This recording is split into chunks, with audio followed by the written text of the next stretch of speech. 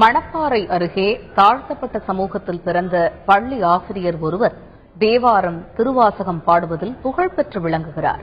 இது தொடர்பான செய்தி தொகுப்பு இதோ. தனம் தரும் கல்வி தரும் ஒரு நாளும் பலபரியா மனம் தரும் தெய்வ வடிவும் தரும் நெஞ்சில் அபிராமி அன்னையின் கடைக்கண் பார்வையால் கிடைக்கும் வரங்களை மனமுருகச் சொல்லும் இந்த பாடலை பாடும் இவர் ஓதுவார் அல்ல. தாழ்த்தப்பட்ட சமூகத்தைச் சேர்ந்த ஆசிரியர் நல்லுசாமி. திருச்சி மாவட்டம் மணப்பாறையை அடுத்த விடத்திலாம்பட்டி பகுதியைச் சேர்ந்த நல்லுசாமி திருப்பராய்த்துறை அரசு பள்ளியில் ஆசிரியராக பணியாற்றி வருகிறார். ஆன்மீகத்தால் ஈர்க்கப்பட்ட இவர் தேவாரம், திருவாசகம் உள்ளிட்ட ஆன்மீகம் கமழும் பாடல்களை பாடுவதில் புலமை கொண்டவராக திகழ்கிறார்.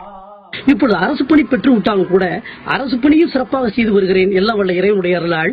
ஆனால் அதே சமயம் விடுமுறை நாட்களில் மட்டும் சனிக்கிழமை, ஞாயிற்றுக்கிழமை போன்ற நாட்களில் அங்கு எல்லாம் வல்ல இறைவனுடைய அருளால் அங்கு தேவார திருவாசகத்தை அழைக்கின்ற இடத்திற்கு சென்று வருகிறேன். தாழ்த்தப்பட்ட சமுதாயத்தில் பிறந்தவரை எப்படி பாட அழைப்பது என ஒதுக்கியவர்கள் நாளடைவில் அவரது பாட்டு புலமையால் ஈர்க்கப்பட்டு பல்வேறு தலங்களில் தம்மை பாட அழைத்ததாக நல்லுசாமி பெருமிதம் கொள்கிறார்.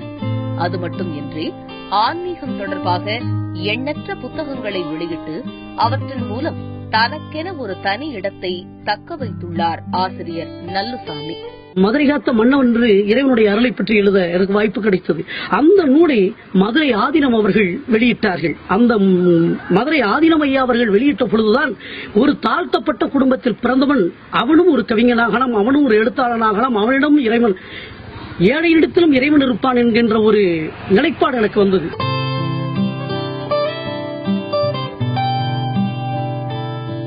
தாழ்த்தப்பட்ட குலத்தில் பிறந்து திருவாசகம், தேவாரத்தை பாடுவதில் புகழ்பெற்று விளங்கும் நல்லுசாமி அனைவருக்கும் ஒரு முன் உதாரணமாக உள்ளார்.